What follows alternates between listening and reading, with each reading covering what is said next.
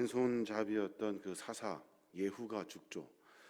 그때는 조금 하나님을 잘 섬기는가 했더니 사사 예후가 죽은 다음에 이스라엘 백성들이 다시 또 가증한 우상을 섬기게 됩니다. 그 결과 어떻게 되냐면 이스라엘은 또다시 압제와 고통을 당하게 되죠. 이번에 당하는 이스라엘의 압제와 그 고통은 그 족속, 그러니까 가나안 본토에 살고 있는 하솔 왕, 그 야빈에 의해서 이루어지게 됩니다. 하솔은 성 이름이고 야빈은 왕의 이름인데 사실은 바알 같은 그런 어떤 상징을 의미하는 그런 이름이에요. 여하튼 그 하솔 왕 야빈이 그 가나안의 본토 그 지역에 살고 있는 족속인데 그것이 번성하여서 이스라엘 백성들을 괴롭히게 되는 거예요. 사실 여호수아가 하솔 왕 야빈을 이렇게 무찌른 적이 있었습니다. 그 메론 물가에서 여호수아의 군대가 그 하솔 왕 야빈 그 나라와 격돌하여서 이스라엘 나라가 완전히 이긴 적이 있어요. 그래서 그 나라가 완전 패망했거든요. 그래서 아주 작은 불씨와도 같은 그런 족속이 돼버렸는데, 그런데 이스라엘 백성들이 그 가나안 땅으로 들어가서 그 가나안에서 작은 지파들을 정복해야 되는데 그 일을 하지 않아요.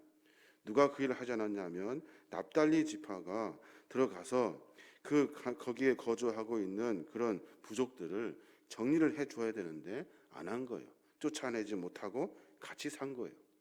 시간이 흐르면서 그 하솔 왕 야빈은 갑자기 급격하게 성장하기 시작합니다. 그러면서 그 땅에 살고 있는 가나안 그 족속의 사람들이 이스라엘 민족들을 괴롭히고 이스라엘 민족을 지배하며 사는 그런 시대가 돼버린 거예요. 하솔 왕 야빈은 철병거가 900개나 있었대요. 철병거가 잘 아시는 것처럼 철보다 놋이 훨씬 약하죠. 이스라엘 백성들의 칼은 그런 놋 같은 칼인데 철병거가 발달해 있었어요. 그래가지고 이스라엘 민족을 쉽게 장악할 수 있었던 거예요. 하솔 왕 야민이 20년 동안 이스라엘 백성들을 압제하고 고통 속에서 괴롭힙니다. 그때 이스라엘 백성이 하나님께 부르짖죠. 하나님 구해주세요. 하나님 못 살겠습니다. 그랬더니 하나님께서 용서하시고 그 기도를 들으셔서 누구를 들어 사용하시냐면 여사사 드보라를 들어요. 여사사 드보라를 두셔서 하나님께서 소명을 주시고 그를 통해서 일을 하시는 거예요. 그리고 함께 바락과 함께 야빈의 군대 장관 시스라를 물리치라고 명령하고 계시는 거예요. 그 전투가 어디서 벌어지냐면 기송강 평지에서 이루어집니다. 그때 하솔 왕 야빈이 시스라의 군대 장관을 앞세워서 전부 다 모여가지고 이스라엘 백성들을 완전히 이번에 정리해버리자 하고 그 강변에 모이게 된 거예요.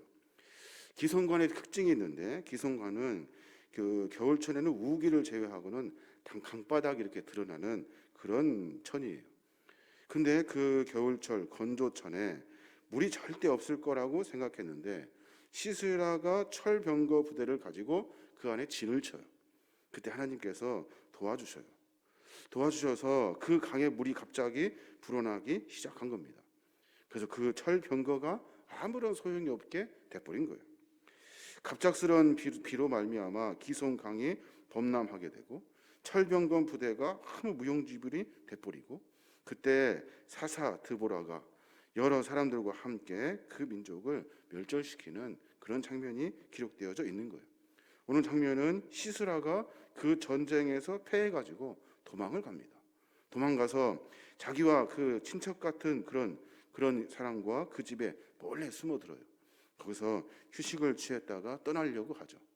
그때 그 집에 그 여자가 그 주부였던 그 사람이 그 시스라를 처치하게 되는 거예요. 여러 가지 말씀을 드렸습니다만은 우리가 분명히 알아야 할 것은 우리는 하나님의 말씀과 하나님의 은혜를 늘 쫓아야 하는데 세상의 것을 쫓죠. 철병거가 더 중요하고 이런 무기들이 더 중요하다고 생각해요.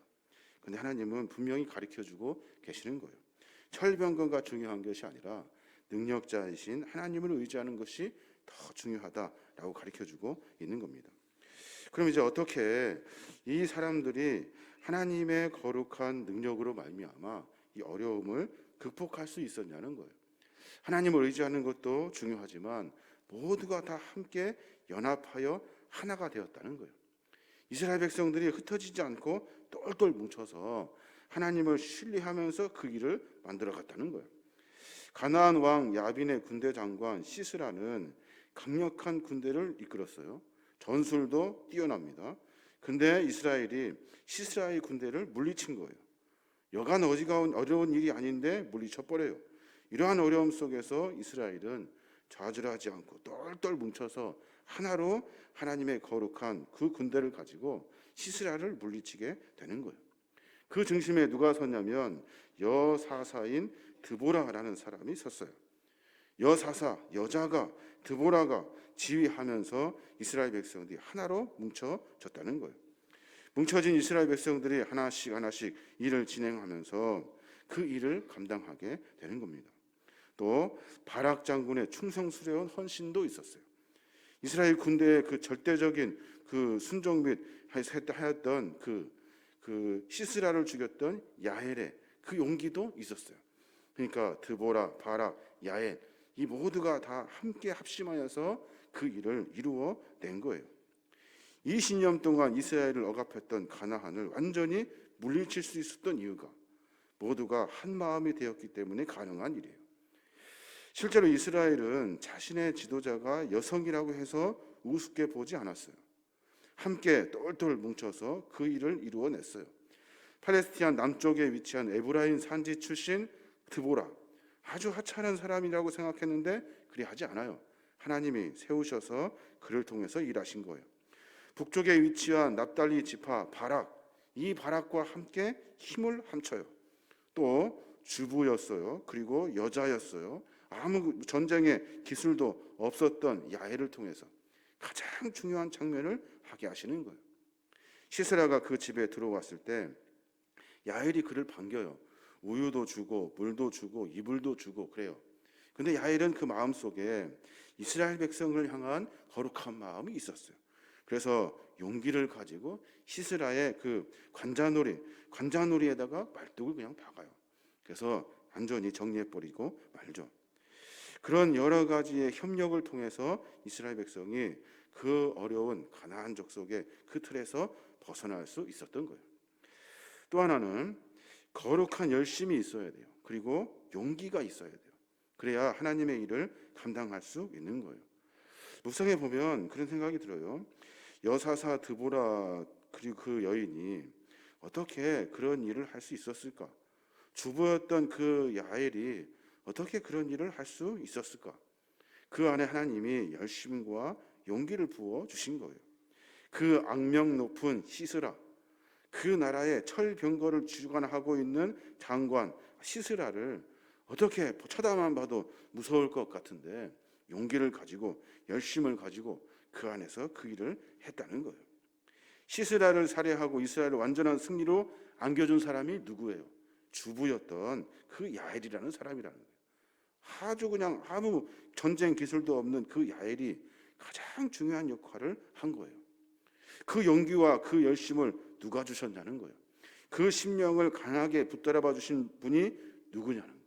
하나님이셨다는 거예요. 하나님이 그를 붙들어 주셔서 그를 통해서 그 일을 하게 하시는 거예요.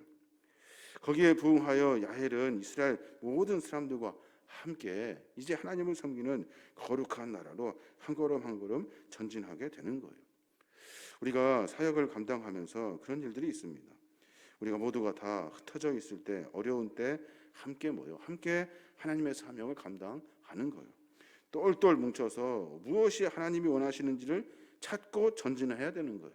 다 흩어져서 각자 생각을 가지고 삶을 살아내는 것이 아니라 함께 말씀의 중심으로 모여지고 함께 예배 중심으로 모이고 함께 기도 제목을 가지고 함께 기도하고 함께 하나님을 바라보면서 이 어려운 시기를 이겨야 하는 거예요. 그리고 한 걸음 물러나는 것이 아니라 문제가 생겼을 때 마음에 거룩한 용기를 가져야 돼요. 거룩한 열심을 품어야 하는 거예요. 나 주부지, 나 여자지, 나 약해, 난 전쟁 기술도 없어. 그 장관만 보면 벌벌벌 떨며 사는 것이 아니라 어려운 문제 앞에서 용기를 가지고 믿음과 신앙의 삶의 여정에서 하나님의 사명을 감당하는 거예요. 그 야엘이 장막에 있는 말뚝을 가지고 손에 방망이를 들고 그에게 가만히 갑니다. 한번 생각해 보십시오. 얼마나 무서웠겠습니까? 그 큰 장군이, 그 병거 800을 지휘하며 전체 나라를 지휘했던 그 장군이 눈앞에 있다고. 살며시 가면서 그 용기를 가지고 관자놀이에 그냥 말뚝을 박아요. 쉽지 않은 일일 거예요. 근데 그 여인이 그 일을 감당하게 됩니다. 어려운 일이 있을 때 살려고, 목숨 부지하려고, 자존심 지키려고 뒷걸음치는 일이 우리 안에 있어서는 안 돼요. 잘못된 것은 잘못됐다고 이야기할 수 있어야 되고, 거룩한 용기를 주시는 하나님의 은혜로 말미암아 한 걸음 한 걸음 전진하며 삶을 살아야 하는 거예요. 그것이 장수이면 어떻고, 그것이 큰 산이면 어떻고, 큰 문제면 어떻습니까? 하나님 보시기에 그 열심과 용기를 가지면 잘못된 것, 부정된 것, 잘 되지 않는 모든 것들을 하나님의 은혜로 정리할 수 있는 거예요. 이 거룩한 열심과 열정이 우리 안에 있어야 하는 겁니다. 신앙생활은 그런 것 같아요. 신앙생활은 혼자 각자 하나님을 만나는 것 같지만 사실은 그 일을 통해서 서로 연대하게 하십니다. 서로 함께 합심하여서 하나님의 뜻을 이루어가게 하셔요. 각자 하나님을 만나는 일인 것 같지만 하나님은 공동체를 만들게 하셨어요. 그게 바로 이 성막의 시대였고, 또 뒤에 교회의 시대였고, 지금 우리가 이루고 있는 계림교회의 모습인 거예요.